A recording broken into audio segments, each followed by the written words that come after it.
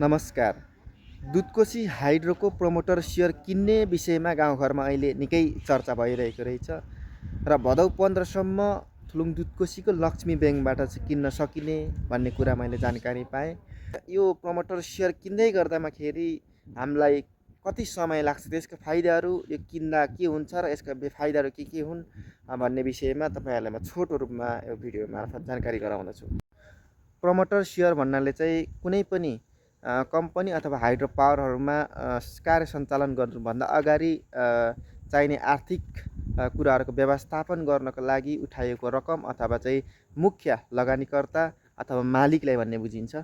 सर्वप्रथम त तपाईँहरूले प्रमोटर सेयर किन्दै हुनुहुन्छ भने प्रमोटर सेयर र साधारण सेयर भनेको फरक हो। यसको चाहिँ लक इन पिरियड लामो र समयावधि रहन्छ भन्ने कुरा चाहिँ जानकारी रहनुपर्छ। मुख्यतः यो सोलु हाइड्रो र चाहिँ सास ऊर्जाको कारण पनि यो प्रति मान्छेहरू निकै आकर्षित भएको जस्तो मलाई लाग्दछ।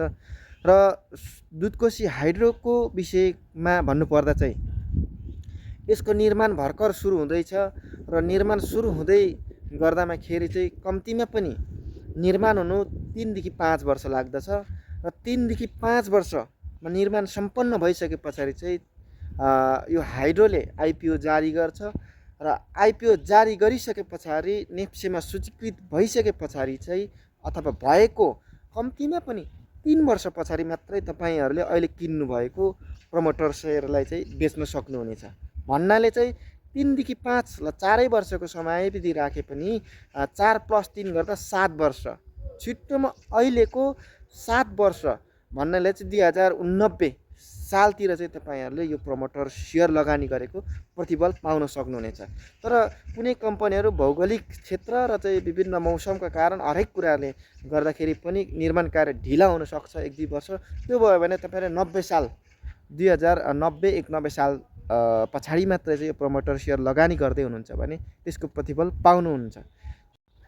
साथै प्रमोटर सेयरलाई किनबेच गर्दा पनि साधारण सेयरभन्दा 50% मुनि र्याङ्किङ राखेर चाहिँ तपाईँहरूले किनबेच बेच्दैछु भन्ने कुरा सोच्नुपर्ने हुन्छ।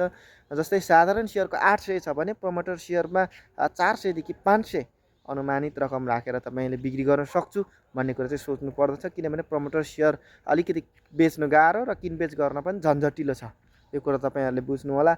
र प्रमोटर सेयरको विषयमा अलिकति ध्यान दिएर ध्यानपूर्वक बुझेर मात्रै लगानी गर्नु होला।